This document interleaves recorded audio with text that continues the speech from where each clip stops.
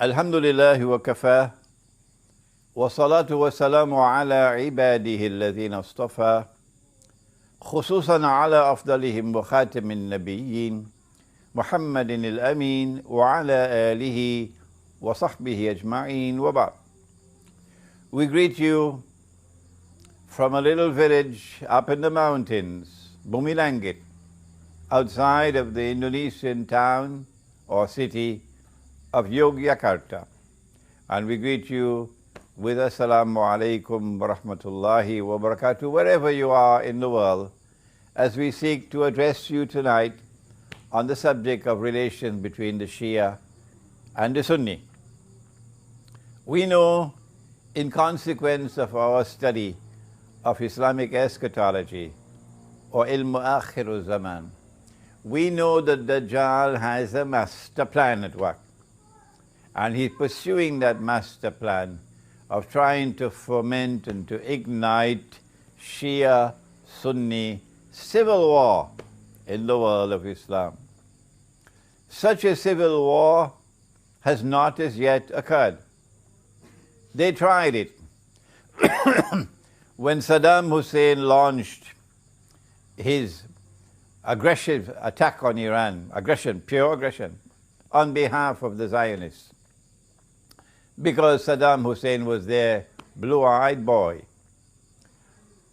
The war with Iran, which lasted for 8 years, did not succeed in igniting Sunni-Shia civil war in the house of Islam. No, it did not. Allah did not allow it to happen.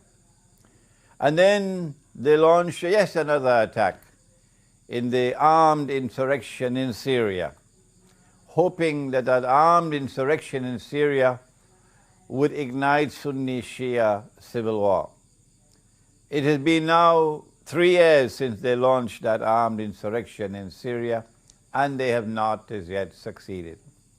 And now it seems as though the last card that they have to play is a card called ISIS. This bogus jihad being launched in northern Iraq and northern Syria by these people who say they're going to reclaim the Khilafah or the Caliphate. Doing it, of course, with Zionist money, doing it with Zionist weapons, doing it with Zionist training, and of course, Turkey is a member state of NATO, and all of us know that NATO is the military arm of the Judeo-Christian Zionist alliance. Will they succeed with ISIS in igniting Sunni-Shia civil war in the world of Islam?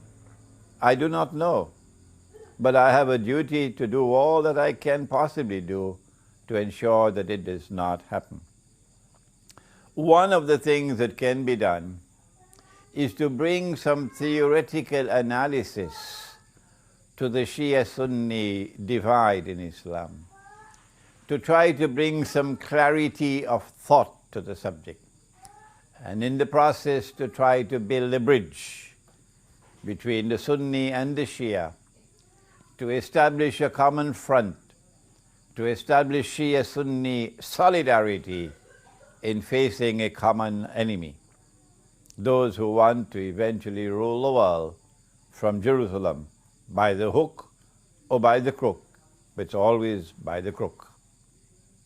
How do we bridge the divide between the Shia and the Sunni? All that we want to do in this presentation is to deliver a warning, the mother of all warnings, to the Sunni, who are now beating their drums and blasting their trumpets, declaring that the Shia are kuffar. Those Sunni who are dancing to every tune that Dajjal plays should listen to this warning. And it is delivered as part of a theoretical presentation with no boxing gloves on my hands. No. How does a community become kuffar when they say of themselves that they are Muslim? There is a process. and those who dance to Dajjal's tunes should know what is the process. The process is that a scholar, not a schoolboy, a scholar of a sufficient rank and standing in the world of Islamic scholarship, must deliver a fatwa or a legal opinion. And that legal opinion is delivered with all the arguments which support the position, declaring that a particular group of people are no longer Muslims, they are kuffar. This fatwa of kufr has to be established, has to be pronounced. It has to be reduced to writing and circulated amongst the scholars. When that is done, then the next part of the process is to achieve ijma' or consensus. Consensus, first of all, amongst those who are qualified to offer an opinion on the subject. People of knowledge, not schoolboys. We have never had ijma' in this ummah that the Shia are kuffar. We have had ijma' that the Qadianis, the supporters and followers of Mirza Ghulam Ahmad, the false messiah, they are kuffar. There is ijma' on that. But there has never been ijma' that the Shia are kuffar. Where has reason gone? Where has logic gone? Where has elementary common sense gone? If such a fatwa had been delivered, and if there had been ijma' of the ummah that the Shia are no longer Muslims, they are kuffar, then how do you explain that the Shia have never been stopped from performing the Hajj? There have never been demonstrations arguing that the Shia should not be allowed to perform the Hajj. Up to this miserable day, up to this day, miserable because of the drum beating of these people who are saying that the Shia are kuffar. If you say of a Muslim that he is kafir, and he is not kafir, you become kafir, said the Prophet ﷺ. You become a kafir. So I want to deliver the mother of all warnings to those Sunnis who are beating the drums of war against the Shia, to those Sunnis who are dancing to Dajjal's tunes. Why? Because Dajjal wants to ignite Sunni-Shia civil war in the world of Islam at this time, but they cannot understand that. They have eyes and yet cannot see. They have ears and yet cannot hear. They have hearts and yet do not understand. Allah says of such people, "Ulaika kal an'am," they are just like cattle. They're just like cattle. Bal hum adal, rather they are more misguided than cattle. My words are strong. My words are bitter. Yes, I know, but I have to speak like this because the house of Islam is threatened now with civil war. And so I say to them, come on and deliver the fatwa. Get a scholar of some eminence to deliver the fatwa. Let us see the fatwa. Bring it forward. And then let us see whether you can get ijma' al-ummah on that bogus fatwa. Bogus because it's a long time now since the Shias have been here. It's more than 1,000 years now. You had a long time to give that fatwa. Having spoken those words very sternly to those Sunni who are beating the drums of war, particularly in the Arab world, against the Shia, it is now time for us to deliver a warning to the Shia as well. We have recognized the revolution in Iran to have been a positive development because Imam Khomeini rahimahullah reached out to the Sunni world and sought to establish Shia-Sunni solidarity. And the revolutionary government in Iran has continuously maintained that policy of seeking to build and preserve Sunni-Shia solidarity. But we don't know what tomorrow holds in store for Iran. We don't know what's going to happen tomorrow in Iran, so it's time for us to deliver a gentle warning now. And that is that no one can differ at all that the supreme authority in Islam is the Qur'an. It is the Qur'an and the Qur'an alone which has absolute authority in Islam. And everything else beside the Qur'an must submit to the Qur'an. And hence the hadith are subsidiary to the Qur'an. If a hadith is in harmony with the Qur'an, then it joins the Qur'an in building the world of knowledge. If a hadith is not in harmony in the Qur'an but not in conflict with the Qur'an, then that hadith is still acceptable but at a lower status. And if a hadith is in conflict with the Qur'an, then we say it is the Qur'an which must prevail. Has anyone challenged this? Is this methodology capable of being challenged? No. It makes sense. It is the truth. And that is that the Qur'an is the absolute authority in Islam. And no hadith has the status of the Qur'an. And so you cannot build a theory. You cannot build a belief system in Islam based on hadith. It has to be built on the Qur'an. And the hadith are to be used to support the Qur'an. Does the Qur'an deliver in language which is plain and clear? Does the Qur'an deliver that which supports the theory of the imamat? That the leadership of the Ummah of Muhammad alayhi salatu wasalam upon his death was a leadership divinely decreed to have been that of Ali radiallahu ta'ala anhu? Does the Qur'an support that? Does the Qur'an support the belief that succession to leadership by divine decree is restricted to the house of the Prophet alayhi salatu wasalam?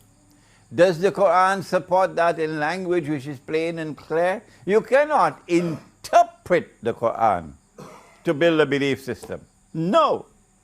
The Qur'an has ayat which are muhkamat and ayat which are mutashabihat. But the Qur'an declares about the ayat muhkamat that they are ummul kitab. So belief systems have to come out of ummul kitab, from the muhkamat, not from the mutashabihat. So you do not interpret a verse of the Qur'an to come and convince me that the Qur'an has appointed to Ali radiallahu ta'ala anhu as the successor of the Prophet alayhi salatu wasalam. No. If you cannot use the Qur'an to demonstrate plainly and clearly the theory of the imamat, that the leadership of the Ummah alayhi salatu wasalam is divinely decreed to be from Ali radiallahu ta'ala anhu and restricted to the house of the Prophet alayhi salatu wasalam, then you are on shaky foundations. You do not divide yourself from the Sunni over this issue. No. The Qur'an must unite us, not divide us. And do not use the hadith to create a new sect. And so we urge you never, never, never to say of Abu Bakr Siddiq or Umar Farooq or Uthman Ghani radiallahu ta'ala anhum that they were usurpers. You have no authority to speak such language from the Qur'an. If we are able to agree on these two issues, that a fatwa of kufr has to achieve ijma' before a people can be recognized to be kuffar, and that has never happened in the case of the Shia. And if we can agree on this second point, that the Qur'an is the only absolute authority in Islam, the only one, and that the hadiths are there to support the Qur'an and to submit to the Qur'an and to be subservient to the Qur'an, they do not have equal status with the Qur'an.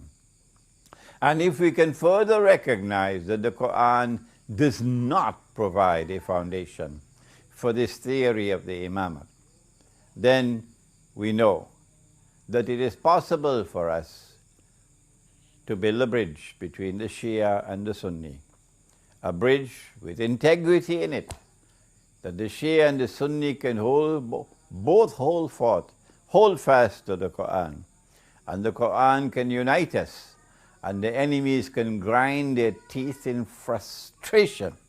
If you have a better theory than this, if you have a better approach than this for building Shia-Sunni solidarity, please come forward and give voice to it and articulate it, and I love to hear it.